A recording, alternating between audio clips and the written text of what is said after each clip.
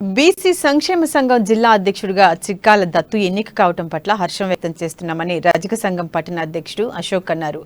ఆదిలాబాద్ పట్టణంలోని press club లో ఏర్పాటు చేసిన మీడియా సమావేశంలో సంఘం సభ్యులతో కలిసి ఆయన సంతోషం వ్యక్తం చేశారు. ఏకగ్రీవంగా ఎన్నుకున్నందుకు 36 బీసీ కులాల ప్రతినిధులకు ప్రత్యేక కృతజ్ఞతలు తెలియజేస్తున్నామన్నారు. ఈ నేపథ్యంలో ఈ నెల 5న పట్టణంలో బైక్ ర్యాలీ నిర్వహించనున్నట్లు తెలిపారు.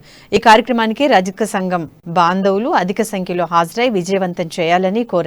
మా రజకు ముద్దుబిడ్డ ఎవరైతే చిక్కాల దత్తు గారిని ఇవాళ అధ్యక్షునిగా ఏకగ్రీవంగా చేసిన కారణంగా మేము చాలా సంతోషం వ్యక్తం చేస్తున్నాము.